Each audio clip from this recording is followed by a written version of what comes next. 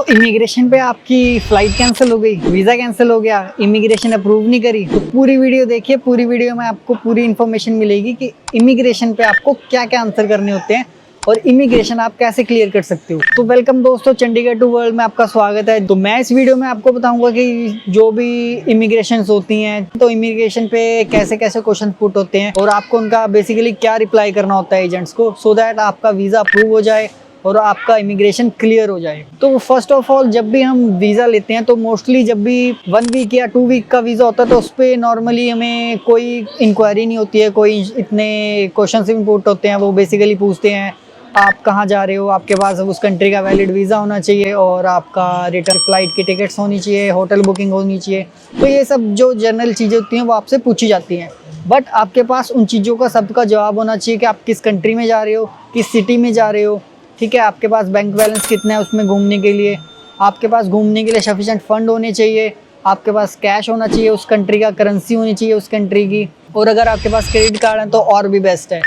तो उसके बाद जब ये सब चीज़ें आपसे एजेंट पूछ लेते हैं तो आपको आपकी इमिग्रेशन क्लियर कर देते हैं अगर आपका वीज़ा 1 वीक या 2 वीक का है। अगर आपका वीज़ा 30 डे या 2 मंथ का है तो आपसे और भी इंक्वायरी होती है, बिकॉज 30 डेज और 2 मंथ के वीज़े में एजेंट को पता होता है कि आप बेसिकली जो है 80% लोग जॉब सर्च के लिए जा रहे होते हैं कंट्रीज़ में, तो वो वहाँ पे जाके जॉब ढूंढते हैं और वहीं पे रहने लग जाते हैं। तो उस चीज़ को रोकने के लिए वो आपसे और इंक्वायरी करते हैं। अगर आपका वीज़ा 30 डेज या 2 मंथ का है तो उसमें सबसे पहले आपसे पूछा जाता है कि आप इतनी लंबी वेकेशंस के लिए क्यों जा रहे हो, आपका क्या रीज़न है, आप यहाँ पे क्यों नहीं घूम सकते हो, आप वहाँ दूसरी कंट्री में इतनी देर के लिए क्यों घूमने जा रहे हो। तो उसमें आप रिप्लाई कर सकते हो एजेंट को कि कोई भी कंट्री है उसमें घूमने के लिए एटलीस्ट हमें 1 मंथ या 2 मंथ तो लग ही जाता है, क्योंकि हर कंट्री में हर चीज़ घूमना 1 वीक या 2 वीक में पॉसिबल नहीं हो पाता है। तो हम बात करते हैं जैसे दुबई की, तो दुबई एक सिटी है। दुबई मॉल घूमने के लिए आपको एटलीस्ट 2 से 3 दिन चाहिए, क्योंकि Dubai mall is the biggest mall in the world. तो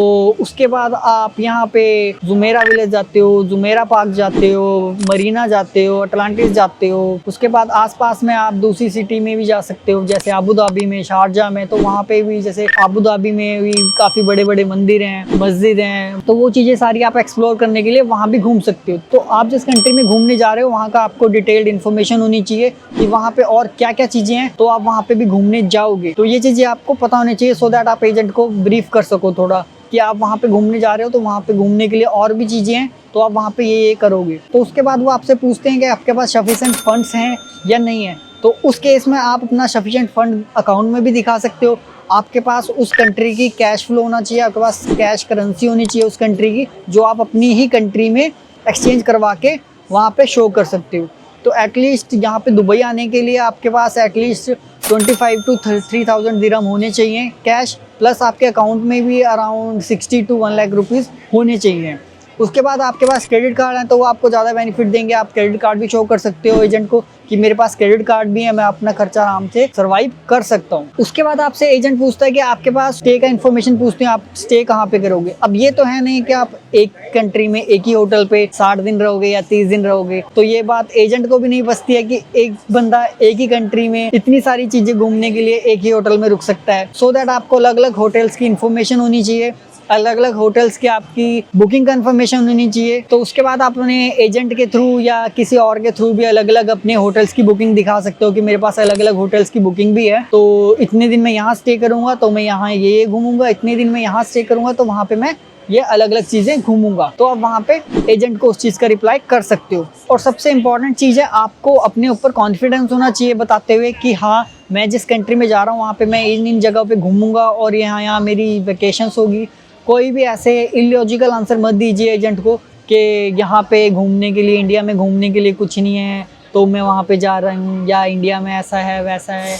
तो वो आपका जो इमिग्रेशन है वो उसी टाइम कैंसिल कर सकते हैं और आपकी फ़्लाइट भी कैंसिल हो जाएगी। आपने जितना इन्वेस्ट किया घूमने के लिए, होटल बुकिंग पे या आपने टिकट्स पे या अकोमोडेशन पे या करेंसी एक्सचेंज कराई है, कुछ भी कराया है, तो वो सब आपका वेस्ट हो जाएगा, वो सब आपका कैंसिल हो जाएगा। तो इमिग्रेशन पे इन चीज़ों को आपने बहुत ध्यान रखना है।